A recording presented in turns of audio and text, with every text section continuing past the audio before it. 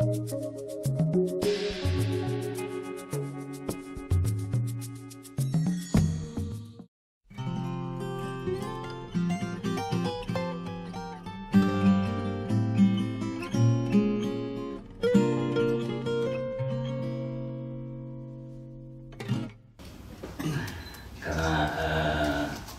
dari Ombudsman kaitannya dengan pendidikan, tentunya kami akan menghadirkan teman-teman yang kompeten untuk kalau nanti ada dialog dalam kegiatan ini.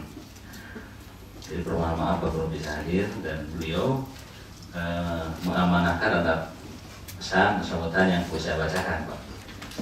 Baik, secara utuh saya akan sampaikan sambutan yang telah disiapkan oleh tim dari Pak Gubernur. Pertama-tama marilah kita panjatkan puji syukur kepada Allah Subhanahu wa Ta'ala, Tuhan mana dimaklumi bersama di antara sekian banyak roda reformasi yang telah berlangsung selama belasan tahun di negara kita. Salah satunya yang juga monumental adalah lahirnya Undang-Undang Nomor 40 tahun 1999 tentang pers, yang menjadi tonggak kemerdekaan pers dalam konteks negara. Di samping itu, kemerdekaan pers sebagaimana tertuang dalam Piagam Palembang tahun 2010 merupakan sarana hakiki setiap warga negara untuk berkomunikasi dan memperoleh informasi guna meningkatkan dan mengembangkan mutu kehidupan dan penghidupan manusia. Hadirin yang berbahagia, salah satu peran penting media massa adalah sebagai kanal komunikasi antar masyarakat dengan instansi pemerintah, terutama untuk meningkatkan kualitas dan menjamin penyediaan pelayanan publik, serta untuk memberi perlindungan bagi setiap warga negara dan penduduk dari penyalahgunaan wewenang atau maladministrasi dalam penyelenggaraan pelayanan publik. Terkait dengan bidang pendidikan, perlu kami sampaikan bahwa pemerintah Provinsi Jawa Barat berkomitmen untuk membangun sumber daya manusia Jawa Barat yang cerdas, unggul, dan berdaya saing.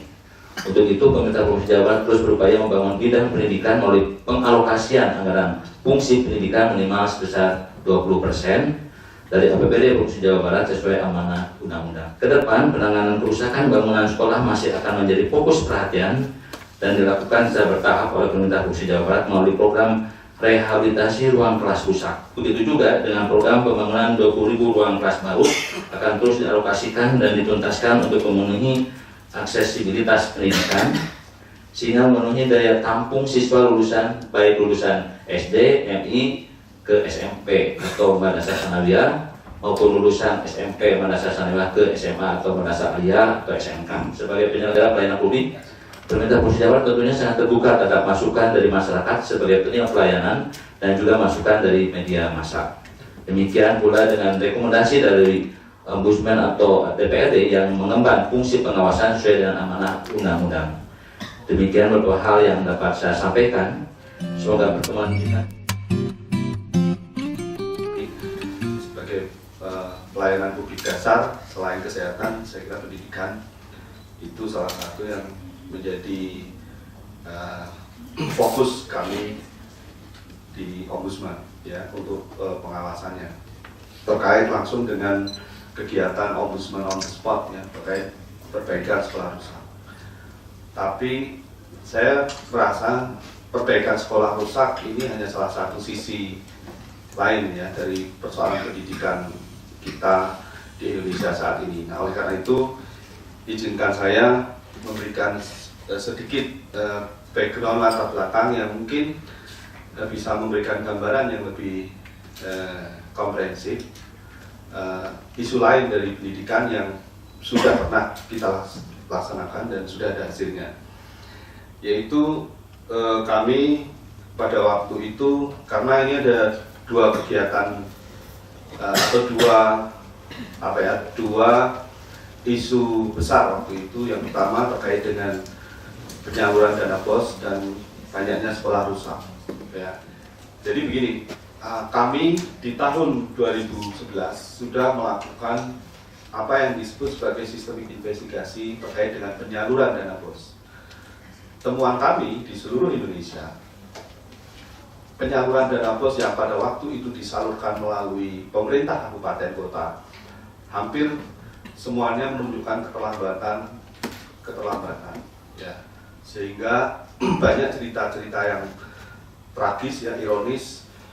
Ada kepala sekolah yang terpaksa harus mengambil tabungan haji karena penyaluran dana BOS yang terlambat. Ya, itu di Salatiga. Di Magelang itu ada kepala sekolah yang meminta kepada para siswa untuk tabungannya digunakan dulu untuk menalangi dana operasional sekolah. Ya.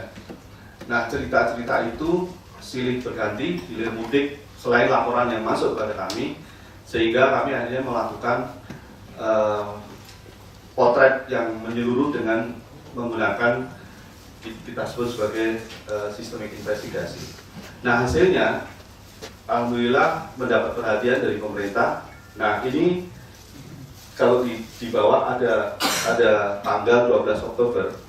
Itulah tanggal ketika pada akhirnya Ombudsman diundang oleh Wapres ya, Pak Budiono pada waktu itu untuk mempresentasikan temuan-temuan dan hasil investigasi sistemik yang diperoleh atau ditemukan oleh Ombudsman di hadapan seluruh menteri di bawah Menko Kesra. Kita punya data yang menunjukkan bahwa keterlambatan itu semakin hari tidak menyusut tapi malah bersifat fluktuatif ya, naik turun naik lagi. Jadi ini yang di bawah ini yang belum menerima, artinya kabupaten itu jumlah kabupaten. Jadi jumlah triwulan kemudian jumlah kabupaten dan itu jumlah keterlambatannya.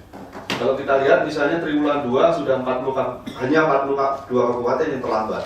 Tapi triwulan ketiga bukannya menyusut jadi 15 tapi malah naik lagi jadi 130 kabupaten yang terlambat. Nah, saran kita kepada pemerintah akhirnya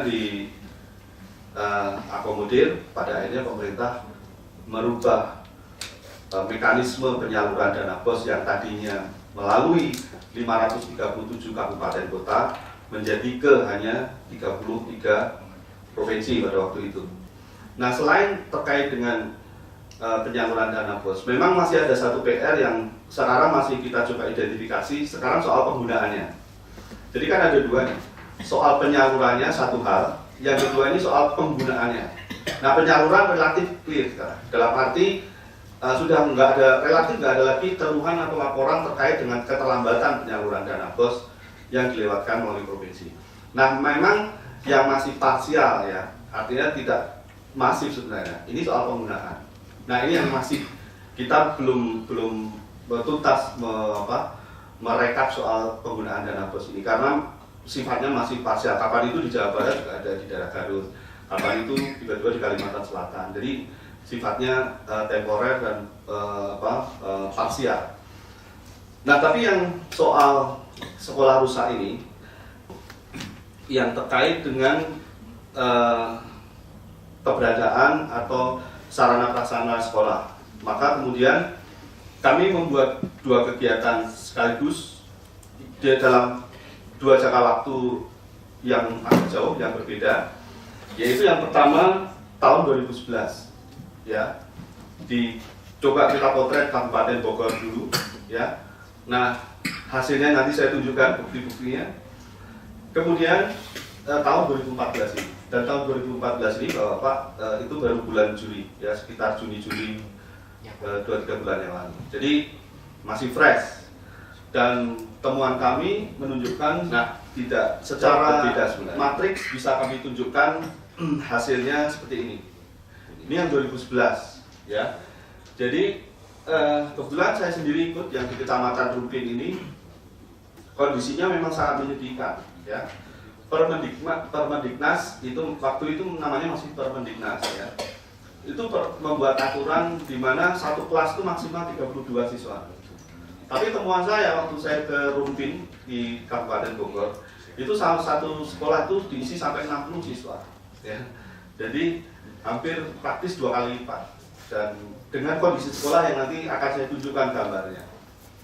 Nah, itu misalnya yang di Cidokom ya, SD Cidokom. Itu temuan kami memang gedung sekolah bocor, rawan bahaya, ruang kelas rusak berat ya, keterbatasan ruang kelas ya, tiang penyangga bangunan sekolah miring, sedang dalam tahap renovasi, bangunan ruang kelas rusak ya, di Parung ya, atap jebol, dinding rapuh, sarana dan seterusnya.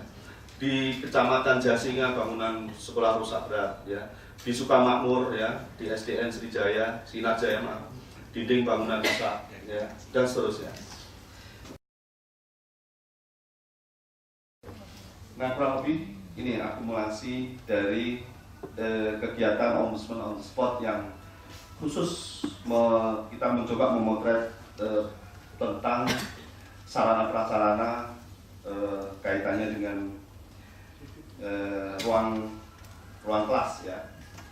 Nah, oleh karena itu, kalau tadi di dalam sambutan tertulis yang dibacakan oleh Pak Kepala Biro, Pak, jadi kalau saya tangkap Jawa Barat tahun ini akan mengalokasikan pembangunan 20.000 ruang kelas baru, ya, dan seterusnya, maka kami berharap ini, ya, lokasi yang sudah kami coba investigasi, ya, di lapangan ini bisa diprioritaskan karena beberapa alasan. Yang pertama, tadi mungkin Pak moderator juga menyampaikan, Jawa Barat ini ternyata dari pusat studi demografi atau apa gitu di UI sudah menyebutkan data sekolah rusak paling banyak di Indonesia ada di Jawa Barat. Sebenarnya konteks kehadiran kami ke Jawa Barat di Pemprov Jawa Barat di Bandung ini tidak mempunyai tujuan lain kecuali mencoba untuk mendorong dan mengencourage Pemprov, ya, beserta seluruh jajaran di kabupaten kota untuk memprioritaskan temuan-temuan ini. Karena apa? Karena dalam terus terang saja dalam bidang pendidikan Jawa Barat ini termasuk menjadi barometer, ya. Di Jawa Barat itu menggambarkan kesuksesan kualitas pendidikan nasional di Indonesia. Nah, sebenarnya masih banyak hal yang bisa dielaborasi, ya, dari temuan-temuan kami ini, tapi mungkin nanti bisa muncul di dalam diskusi dan dialog yang tadi sudah disampaikan oleh saudara moderator, dan mungkin memang akan lebih baik kalau kita diskusikan bagaimana temuan-temuan ini bisa menjadi vitamin, ya, bisa menjadi vitamin bagi Pemprov Jawa Barat untuk bisa memperbaiki keadaan tahun demi tahun, sehingga pada akhir pemerintahan Pak Gubernur yang sekarang itu kondisi ini sudah bisa teratasi dengan baik, ya. Dan tentu saja pasti kami juga akan berkoordinasi, ya, dengan Kementerian Dikbud, ya, untuk program-program ini, karena bagaimanapun sinergitas antara pemerintah daerah dan pemerintah pusat, ya, dalam hal ini Kemendikbud di dalam urusan pendidikan itu tetap dibutuhkan.